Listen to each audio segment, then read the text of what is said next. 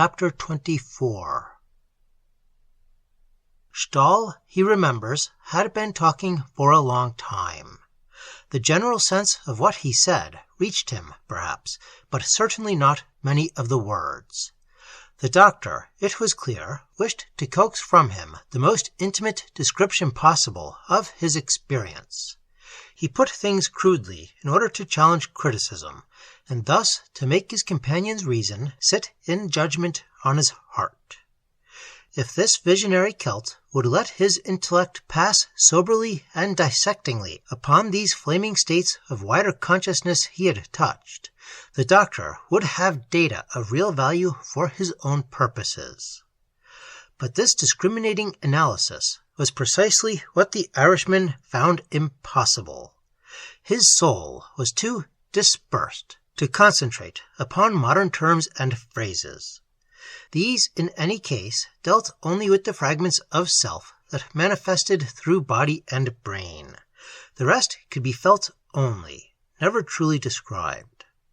Since the beginning of the world, such transcendental experiences had never been translatable in the language of common sense, and today, even, when a few daring minds sought a laborious classification, straining the resources of psychology, the results were little better than a rather enticing and suggestive confusion. In his written account, indeed, he gives no proper report of what Stahl tried to say. A gaping hiatus appears in the manuscript, only with asterisks and numbers that referred to pages of his tumbled notebooks. Following these indications, I came across the skeletons of ideas which perhaps were the raw material, so to say, of these crude and speculative statements that the German poured out at him across that cabin. Blocks of exaggeration he flung at him, in the hope of winning some critical and intelligible response. Like the structure of some giant fairy tale they read, some toppling scaffolding that needed reduction in scale before it could be focused for normal human sight. Nature was really alive for those who believed and worshipped. For worship was that state of consciousness which opens the sense and provides the channel for this singular interior realization. In very desolate and lonely places, unsmothered and unstained by men as they exist today, such expressions of the earth's stupendous central vitality were still possible.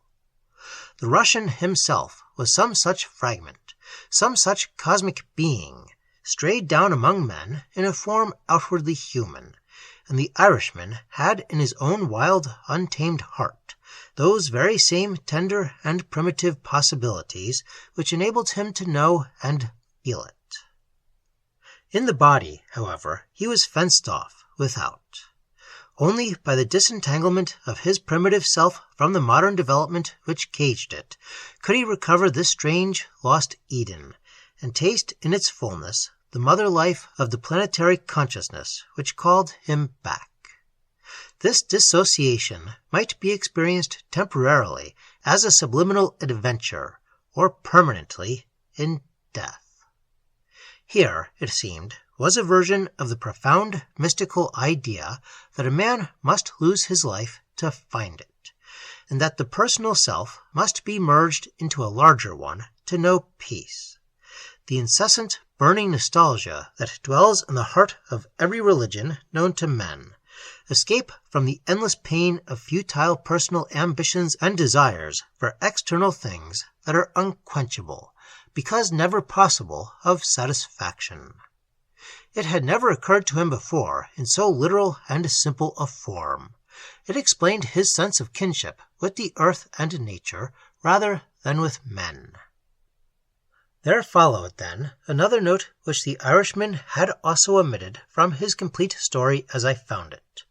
In this manuscript that lay among the dust and dinginess of that Paddington back-room like some flaming gem in a refuse heap. It was brief but pregnant, the block of another idea. Fechner's, apparently, hurled at him by the little doctor.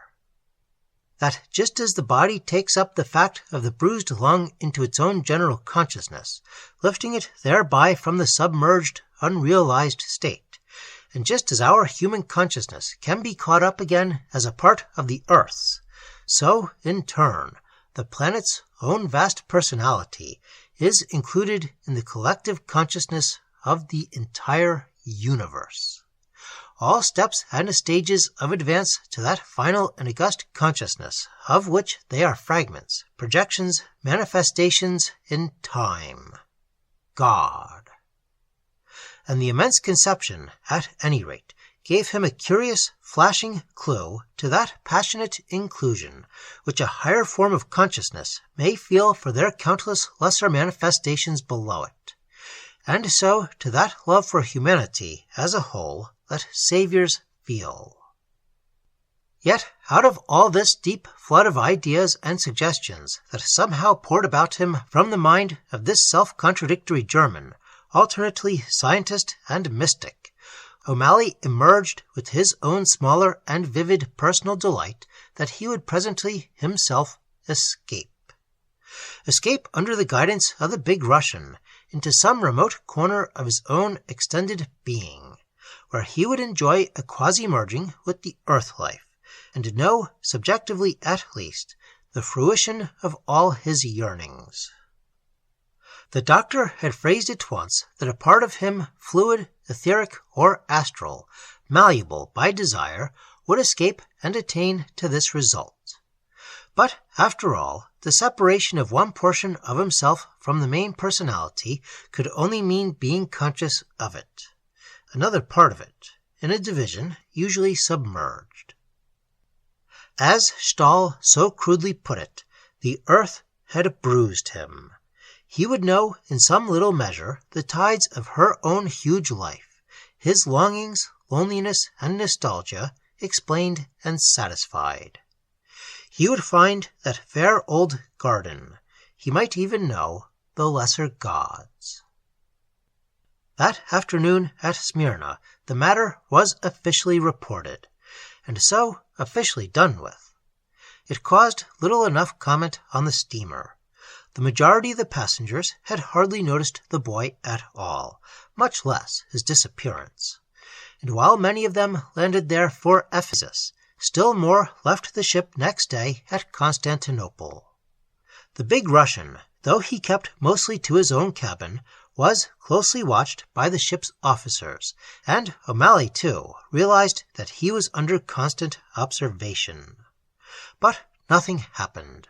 The emptied steamer pursued her quiet way, and the earth, unrealized by her teeming freight so busy with their tiny personal aims, rushed forwards upon her glorious journey through space. O'Malley only realized her presence, aware that he rushed with her amid a living universe. But he kept his new sensations to himself.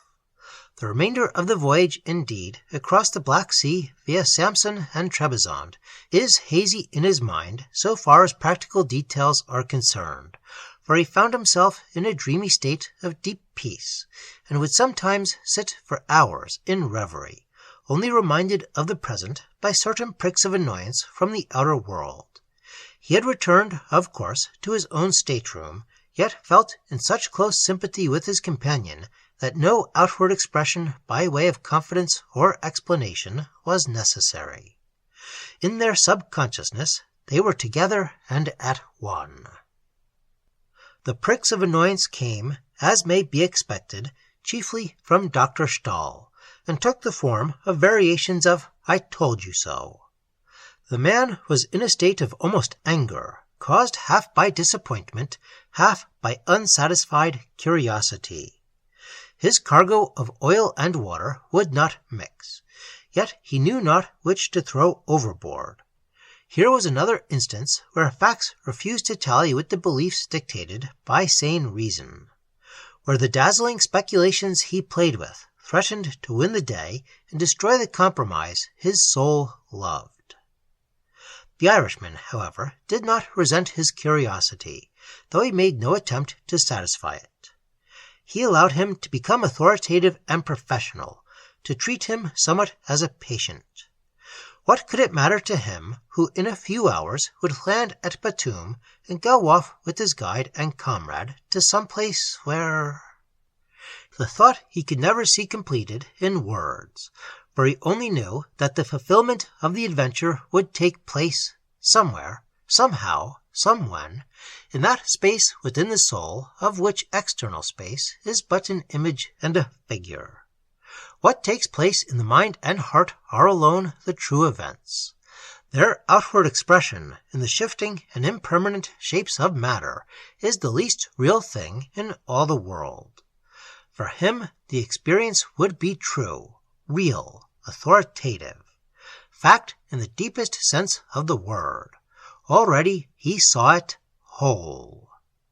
Faith asks no traveler's questions, exact height of mountains, length of rivers, distance from the sea, precise spellings of names, and so forth. He felt, the quaint and striking simile is in the written account, like a man hunting for a pillar box in a strange city, absurdly difficult to find, as though purposely concealed by the authorities amid details of street and houses to which the eye is unaccustomed, yet really close at hand all the time. But at Trebizond, a few hours before Batum, Dr. Stahl, in his zealous attentions, went too far, for that evening he gave his patient a sleeping draught in his coffee that caused him to lie for 12 hours on the cabin sofa, and when at length he woke toward noon, the customs officers had been aboard since 9 o'clock, and most of the passengers had already landed. Among them, leaving no message, the big Russian had also gone ashore. And though Stahl may have been actuated by the wisest and kindest motives, he was not quite prepared for the novel experience with which it provided him, namely, of hearing an angry Irishman saying rapidly what he thought of him in a stream of eloquent language that lasted nearly quarter of an hour without a break.